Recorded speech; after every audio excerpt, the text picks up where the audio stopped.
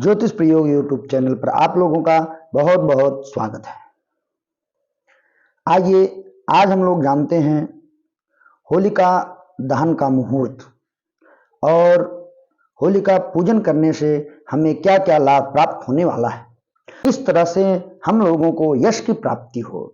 तो आइए, आज की रात्रि बहुत ही शुभ रात्रि होने वाली है। निश्चित रूप से यदि आप बताए हुए विधि विधान के अनुसार आज होलिका पूजन करते हैं और होलिका दहन करते हैं तो आपके जीवन में आने वाली सारी समस्याएं अवश्य दूर हो जाएंगी।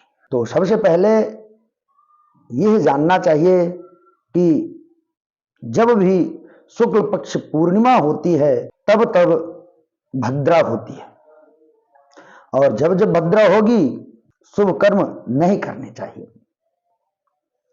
तो भद्रा कब है और पूर्णिमा कब है, फिर भद्रा में करना नहीं चाहिए तो होलिका दहन कैसे किया जाए, पूर्णिमा में ही होलिका दहन भी करना है, तो ये तो असमंजस की स्थिति हो गई। तो आइए इसका निर्णय जानते हैं। देखिए, सबसे पहले तो हमें पूर्णिमा जाननी होगी। पूर्णिमा कब से कब तक है? तो पूर्णिमा आज 9:54 से लेकर के कल अर्थात 25 तारीख को 12:29 तक है।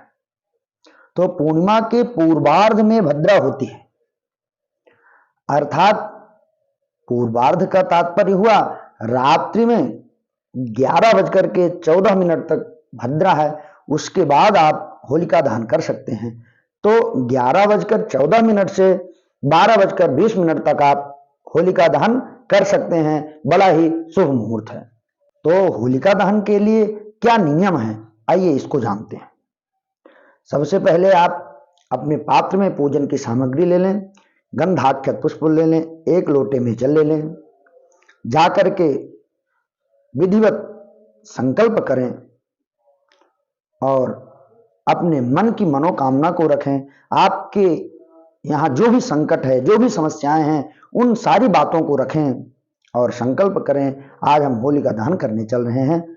होलिका दहन यदि हो चुका है तो हम पूजन करने चल रहे हैं, ऐसा संकल्प करें।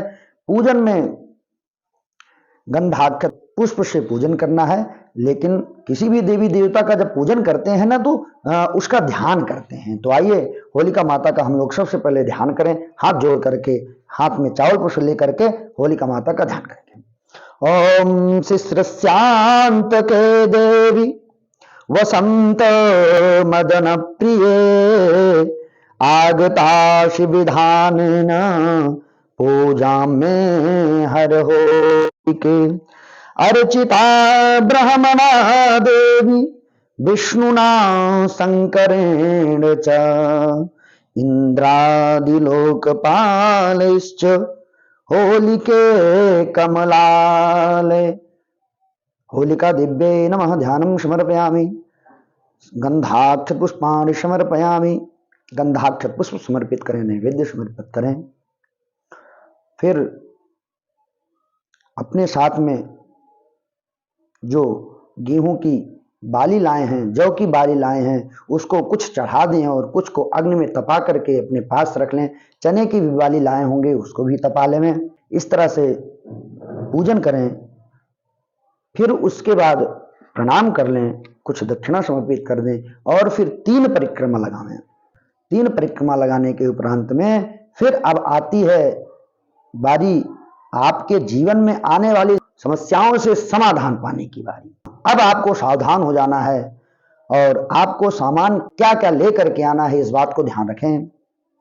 यदि आप किसी भूत प्रेत से, किसी के द्वारा तंत्र मंत्र से बाधित हैं या किसी ने वशीकरण कर रखा है, तो आप लौंग का 1 जोड़ा ले आए, अर्थात 2 लौंग लेकर के आए और उसको अपने ऊपर घुमाते हुए होलिका माता से प्रार्थना करें। जो भी भूत प्रेत विघ्न बाधा है, यंत्र मंत्र दूसरे के द्वारा किया हुआ है, वो सब समाप्त हो जाए और अपने ऊपर घुमा करके 7 बार उसको उसमें डाल दें।